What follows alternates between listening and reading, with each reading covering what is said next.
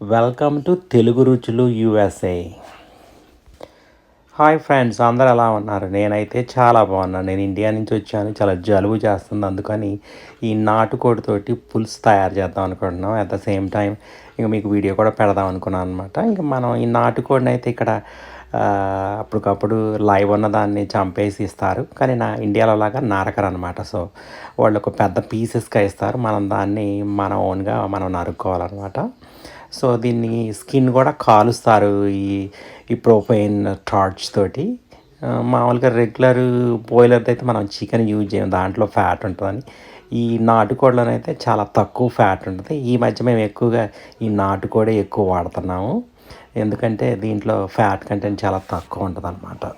So మనం ఇప్పుడు marination చేద్దాం. నేను ఆల్రెడీ చిన్న చిన్న పీసెస్గా నరికాము. ఇండియాలో లాగా చిన్న మొక్కలు ఏదంటే నరికేవాడు, మనమే నరుక్కోవాలి.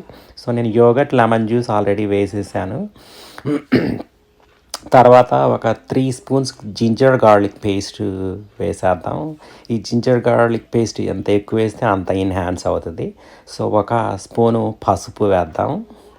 ఇంకొక 2 స్పూన్స్ వచ్చేసి సాల్ట్, మనం తగినంతగా. ఎక్కువ ఉప్పు తినాలి ఎక్కువ. ఒక 2 స్పూన్స్ చిల్లీ పౌడర్ వేసుకున్నాం, కారం. ఫ్రైడ్ ఆనియన్స్ ఇక్కడైతే మనకు ఆల్రెడీ ప్రీమేడే వస్తాయి అన్నమాట. ఆ ఫ్రైడ్ ఆనియన్స్ వేసుకుందాం. ఒక 2 స్పూన్లు ధనియాల పొడి వేసుకుందాం. ఇంకొక బంచ్ వచ్చేసి డ్రై కస్తూరి మేతి. ఇది కొంచెం ఎండుదనమాట, మంచి ఫ్లేవర్ వస్తుంది. ఒక 2 స్పూన్స్ వచ్చేసి గరం మసాలా వేసుకుందాం. అదే ఒక టీ స్పూను జీలకర్ర పౌడర్ వేసుకుందాం. అదే చేత్తో ఒక టేబుల్ స్పూన్ వచ్చి మిరియాల పౌడర్ వేసుకుందాం. ఈ మిరియాల పౌడర్ కూడా మంచి ఎన్హాన్స్ ఇస్తుంది అన్నమాట దీనికి.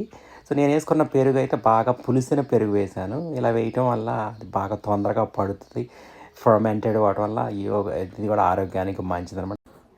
మిక్స్ చేశాక దీన్ని ఒక ర్యాప్ చేసి ఒక 3 to 6 అవర్స్ మనం రిఫ్రిజిరేటర్లో పెడితే అది మంచిగా ఒక 6 అవర్స్ అయింది. మనం ఇంకా కుక్ చేద్దాం. ఆయిల్లో కొంచెం ఆయిల్ వేసుకొని దాంట్లో ఈ లవంగాలు, యాలకులు, రోజ్ పెటల్స్, షాజీరా వేసేసి ఆనియన్స్, చిల్లీస్ తోటి మనం దీన్ని ఫ్రై చేద్దాం.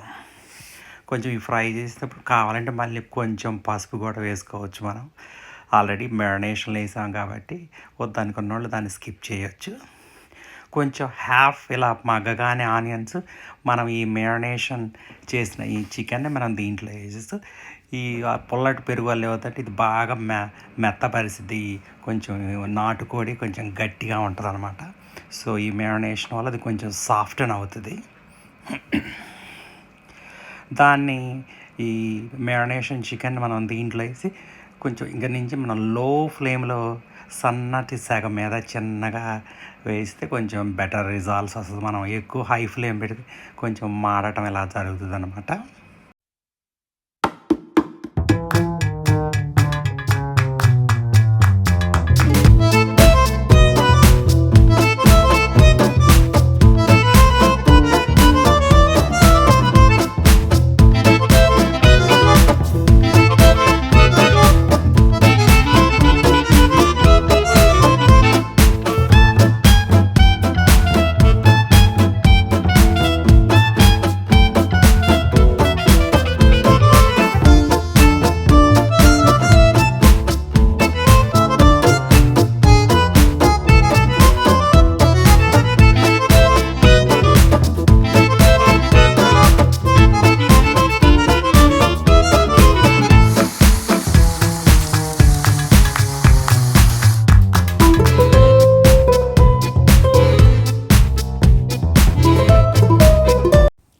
ఒక 15 మినిట్స్ కుక్ అయిన తర్వాత బాగా వాటర్ అండ్ ఆయిల్ బాగా పైకి వస్తుంది అనమాట. సో అప్పుడు కొంచెం స్లో ఫ్లేమ్లో మనం తిప్పుతూ ఉండాలి.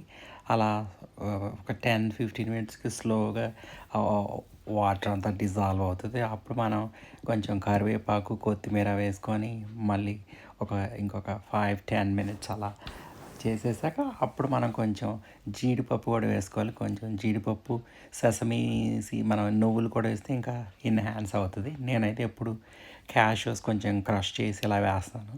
వేసినప్పుడు కొంచెం మనం తిన్నప్పుడు పంటి కింద నలుగుతూ ఉంటాయి అవి. So this is another option. Almost ready అయిపోయింది. పూర్తిగా ఆయిల్ అండ్ వాటర్ డ్రై అయిపోయిందనమాట. సో అటు ఫ్రైగాను కాదు, ఇటు కొంచెం పులుసుగాను కాకుండా మనం అన్నంలో కలిసే విధంగా తయారవుతుంది.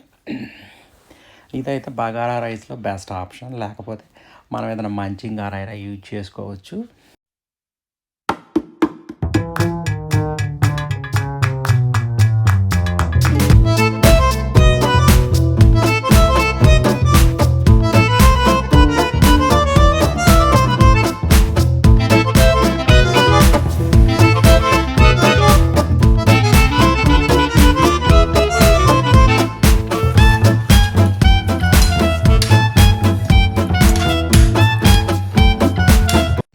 చాలా మందికి ఇక్కడ అసలు చికెన్ బాగుంటుందా అమెరికాలో అంటారు. నో, మాకు బాగుంటుంది. ఇక్కడ కేజెస్లో ఇలా బ్రతికున్న కోడిని ఉంచుతారనమాట. మనకు కావాల్సిన రకాన్ని మనం చెప్పొచ్చు, పుంజు పెట్ట అని. వాటిలో ఏదో చూజ్ చేస్తే వాళ్ళకి మనల్ని అది రెడీ చేసి పెద్ద పెద్ద పీసెస్ని కాల్చి మరీ ఇచ్చేస్తారు. మనం ఇంటికి వచ్చాక మనకు కావాల్సిన సైజ్ కట్ చేసేసుకొని మనం కూర వండేసుకోవటం అనమాట. That's it. నేనైతే నా ఛానల్ పేరు మార్చాను. ఇంక్రెడిబుల్ కిచెన్ నుంచి తెలుగు రుచులు USA అని మార్చాను. So please subscribe. Thanks very much. Bye.